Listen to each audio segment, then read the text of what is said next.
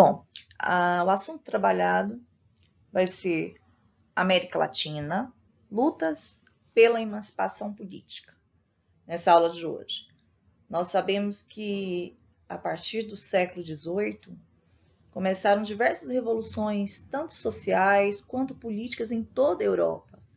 E essas mudanças, essas revoluções políticas, sociais, elas foram influenciadas pelo iluminismo, porque essas ideias iluministas elas chegaram às colônias da América por meio da elite local que foi para a Europa estudar, que tiveram contato com essas ideias.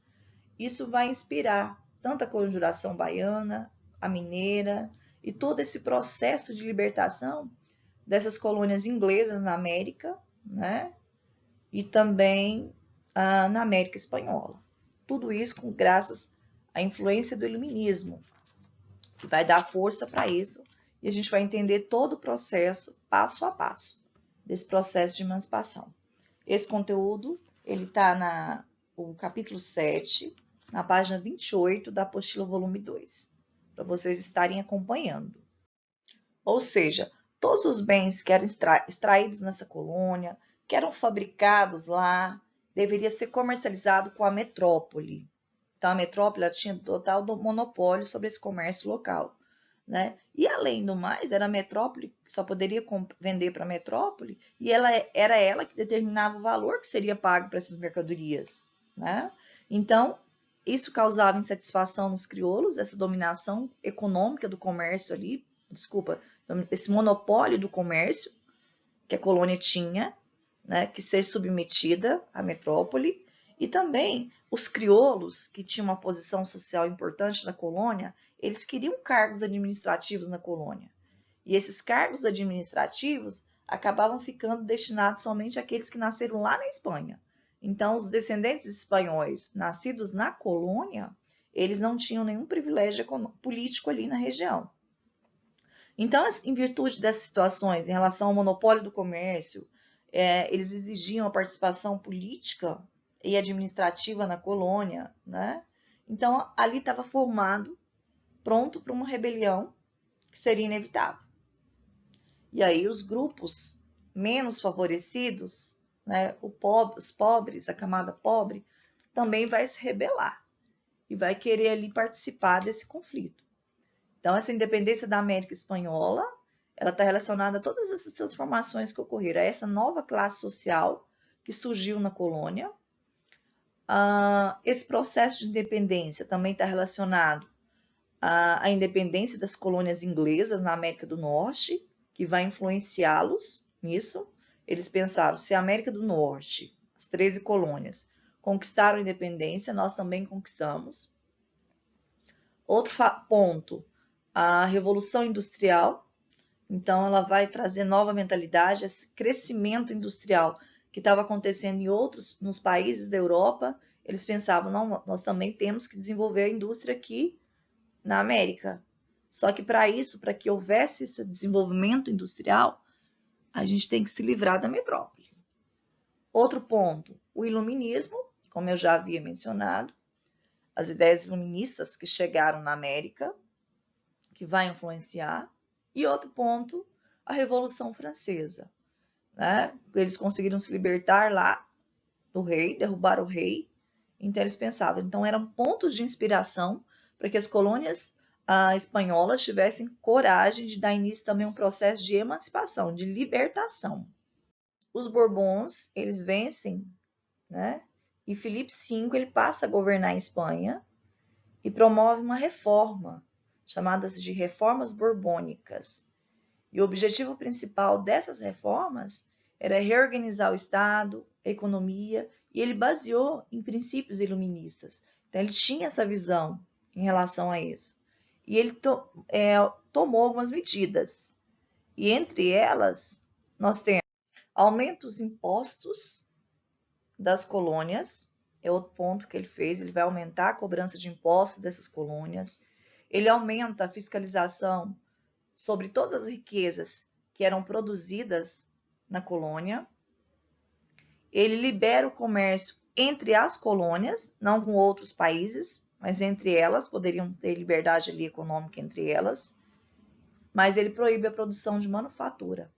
Por que ele proíbe a produção de manufaturas, assim como Portugal fez no Brasil, para forçar que a colônia comprasse produtos manufaturados somente da Espanha.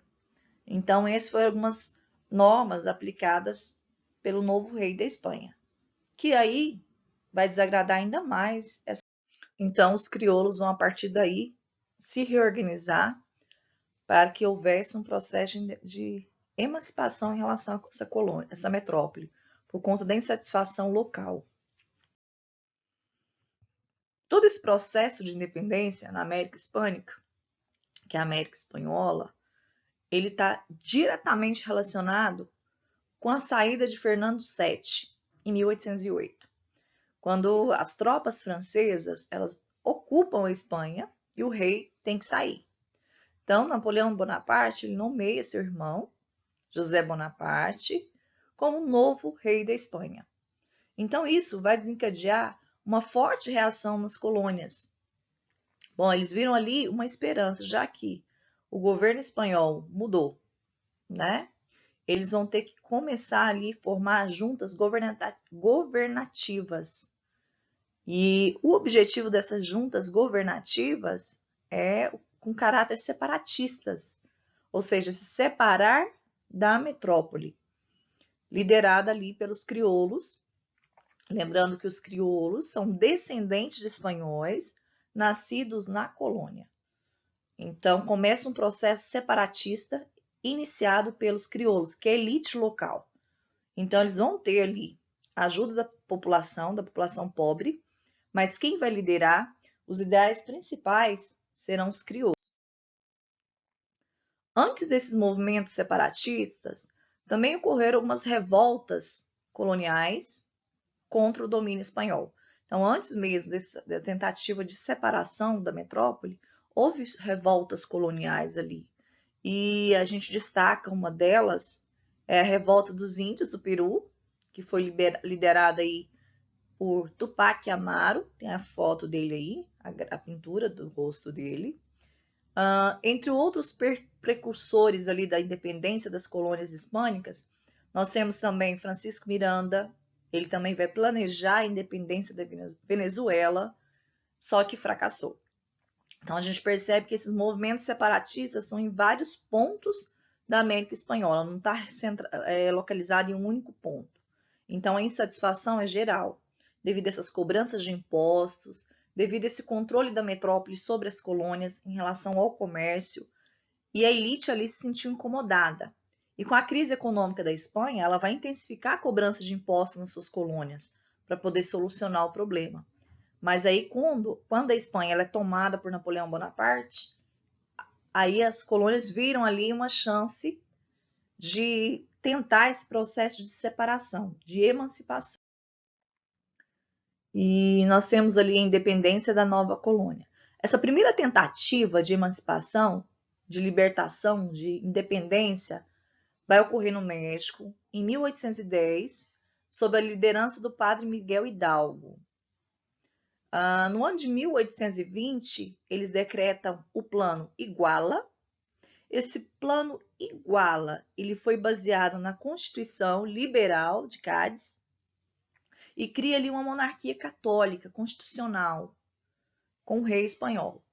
Já em 1821, o general Agustín Iturbide ele proclama a independência do México, né, tendo sido ali deposto depois em 1823. Mas a monarquia torna-se república. Então, vocês estão percebendo que alguns lugares conseguem independência, outros não. E só lembrando, gente, que esse monopólio do comércio, esse domínio da metrópole sobre a colônia, o comércio da colônia, foi uma das determinações do Pacto Colonial, que foi imposto pelas metrópoles em todas as colônias. Então, todas as colônias tinham ser submissas à metrópole nesse sentido. Isso foi um dos grandes fatores de descontentamento para os colonos, né? Porque os preços dos produtos que eram comercializados eram controlados pela metrópole. E só poderiam ser comercializados ali esses produtos na própria América, não poderiam exportar. Então, isso causava insatisfação ali para os produtores, para aqueles exportadores coloniais. que queriam ampliar o seu comércio, né, para outros lugares. Então, para eles, significava uma perda vender só nas colônias ou só para as metrópoles, para a metrópole. E, além do mais, ela que estabeleceu o preço dessas mercadorias. Então, impedia ali a livre concorrência. Então, isso, se eu perguntar para vocês, qual é o maior ponto de insatisfação das colônias espanholas em relação à metrópole? Era esse domínio, esse monopólio sobre o comércio local, onde eles não poderiam vender para outros países que não fosse para a metrópole. E, além do mais, era ela que estabelecia esses valores. Então, eles não podiam pôr o valor que eles queriam. Esse valor era estabelecido pela metrópole e eles eram obrigados a acatar isso. Era o fator, né, de descontentamento. Então, a partir de 1823, devido a esse descontentamento geral nessas colônias americanas, as colônias da América Central também vão proclamar a independência, então não são só do Sul e Norte, a Central também. Acaba surgindo ali províncias unidas da América Central. Ela vai se fragmentar em diversas repúblicas, como Costa Rica, Honduras, El Salvador, Guatemala, Nicarágua, cujas são Cuba também, São Domingos. Eles só tiveram a independência mais tarde, lá no século XIX. Mas é uma cadeia. Aconteceu esse processo de independência, aconteceu de uma vez só? Não, foram aos poucos. Eles vão conquistando. Depois a gente vai ver até chegar no Brasil, né? Porque aqui eles se tornaram independentes primeiro que o Brasil. Então a gente vai ver todo esse processo até chegar no Brasil, lembrando que foi influenciado por essas ideias iluministas. Aqui a gente tem a imagem de Simão Bolívar, imponente, né? Mostrando ali com a espada do lado, uma roupa. E o mapa de uma roupa bem trajado, né? Bem de um fidalgo mesmo. E ao lado direito dele um mapa das Américas. Ele esteve ajudando todo esse processo de emancipação em vários pontos. Então, no ano de 1818, sob a liderança de Simão Bolívar, que nós acabamos de ver na imagem, surge então a Gran Colômbia, que em 1830 se separa e forma Colômbia e Venezuela. Então, dois países ali se formaram pós-independência. Em 1822 é proclamada a independência do Equador, é outra região que se torna independente, também com a ajuda de Sucre e Bolívar. Bernardo, ele liberta o Chile com a ajuda de San Martín. Já no ano de 1817, San Martín e Bolívar, ele liberta o Peru em 1821. Em 1825, foi a vez da Bolívia, sob também o domínio, comando de Sucre. E já na região do Prata, o grande libertador foi San Martín. Na Argentina, Paraguai, Uruguai, então esses países foram ali conquistando essas regiões, essas colônias, se libertando do domínio da metrópole, passo a passo, né? Como a gente está observando. Quais foram as características gerais desse movimento de independência das colônias espanholas? Tem umas características que englobam tudo, né? Esse processo de independência das colônias da América Hispânica ou espanhola, ela conta com o apoio de alguns países. A Inglaterra. Mas por que a Inglaterra ajudou a independência dessas colônias? Porque ela estava interessada em ampliar o seu mercado consumidor. Lembrando que em meados do século XVIII, a Inglaterra se industrializou, né? Foi o primeiro país a se industrializar. E ela precisava de mercado consumidor, regiões que comprassem os seus produtos. Já que as colônias, com o pacto colonial, só podiam comprar da metrópole, isso causava insatisfação na Inglaterra. Quer dizer, eu nunca vou poder vender para essas colônias, porque a metrópole não deixa. E ela se tornando independente, se libertando da metrópole, era mais uma região que poderia comprar os seus produtos. Então, a Inglaterra entra nesse processo de independência e ajuda. Outra característica foi a fragmentação territorial, essa divisão, né? em virtude ali o choque entre diversos interesses das elites coloniais. Apesar que Simão Bolívar, a pretensão dele era juntar todos os países da América do Sul e formar um só. Mas os interesses das elites locais que estavam à frente do processo de independência eram diferentes. Então, cada um ali seguiu o seu caminho, formando um país independente, né? Já do ponto de vista econômico, a independência ela não vai acabar com os laços de dependência em relação às potências europeias. Como assim? Com o processo de independência, eles conseguem a independência política. Eles não dependem mais politicamente da metrópole, mas a dependência econômica continuou. Como era um país ali onde não havia, era bem precárias as manufaturas, eles vão depender de comprar produtos de outros países.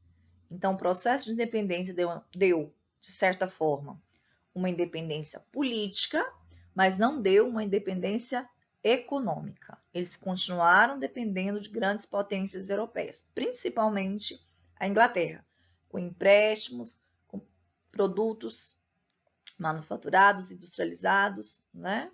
E essas novas nações, elas continuavam a serem exportadoras de matérias-primas e importadoras de produtos manufaturados. Então, toda a matéria-prima que essas nações, grandes nações europeias, precisavam para suas indústrias, compravam da colônia, e as colônias, ou seja, as ex-colônias, compravam produtos manufaturados dessas grandes nações. No plano político, quem vai dirigir o país? Os novos dirigentes. Eles vão excluir qualquer forma de participação popular nas decisões políticas. Então, quem vai mandar nessas colônias agora independentes vai ser a elite local, no caso, os crioulos. Então, a população ela participou, mas quem vai continuar no poder vai ser a elite. Então, para a população local, gente, não teve muita mudança, porque a pobreza continua a mesma, a desigualdade social, sem nenhuma participação política e nem administrativa. Então, quem lucra com isso é a elite, que se liberta da Espanha e cria ali um governo próprio, né? Para a população pobre, não houve, assim, podemos dizer, mudanças significativas.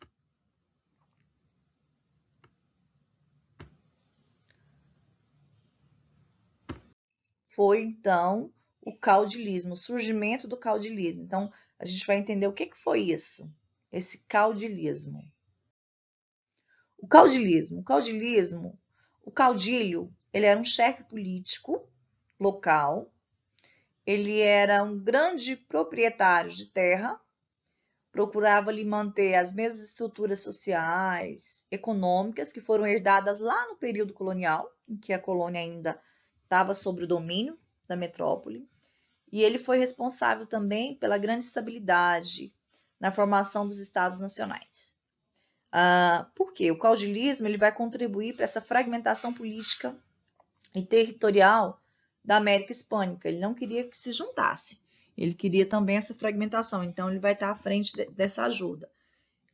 Outros fatores para a fragmentação, para a divisão dessas colônias, foi a ausência de vínculos econômicos entre as colônias, praticamente não existia.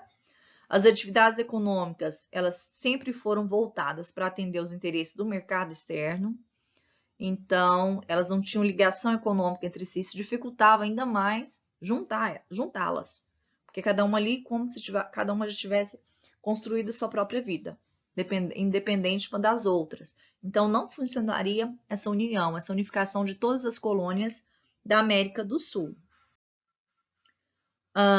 Posteriormente, o assunto que a gente vai ver na próxima aula é a independência do Brasil, né? Essa independência do Brasil também vai significar a liberdade, onde o país pode tomar suas próprias decisões, sem depender ou ser subordinado a alguém, no caso de Portugal. E o Brasil também vai se engajar nesse processo e vai conquistar a independência também. Ele vai conquistar a sua autonomia em relação a Portugal. Vai ser o próximo assunto que nós vamos trabalhar. E para muitos historiadores, esse processo de independência do Brasil, ele começa a partir da chegada de Dom João e da corte portuguesa ao Brasil. Foi o primeiro passo, em 1808. Né? Quando Dom João ele vem para o Brasil, fugindo ali de Napoleão Bonaparte, que invadiu Portugal, eles falam que a partir daí já foi o primeiro passo para isso. Né? Nosso país ele vai deixar de ser colônia em 1815, quando o Brasil ele vai ser elevado à categoria de vice-reino, ou seja, Reino Unido de Portugal, Brasil e Algarves, assunto que a gente vai ver depois. Né? E depois ele deixa ali o seu filho, regente, Dom Pedro, quando ele volta para Portugal. Então, esse vai ser o próximo assunto que nós vamos trabalhar. Espero que vocês tenham prestado atenção, tenham gostado, entendido o que foi todo esse processo de emancipação dessas colônias, que foi insatisfação local da elite, que a questão administrativa, eles não tinham nenhuma, os crioulos não participavam da administração das colônias, apesar de ser uma classe social rica. Lembrando que os crioulos eram descendentes de espanhóis que haviam nascido na colônia, então eles tinham ali uma grande influência na região. Eles contam com o apoio popular, mas quando eles conseguem assumir esse governo, eles não há participação do povo nisso. Eles ficam sozinhos, a elite assume o poder. E para a população local, fica a mesma coisa. A vida deles não muda. Né? Simão Bolívar pretendia unificar, juntar todas essas colônias da América do Sul e formar um país só, mas não deu certo. Né? Devido às divergências que elas tinham entre si, não tinha essa ligação econômica. Certo? Até a próxima aula. Um grande abraço e tchau.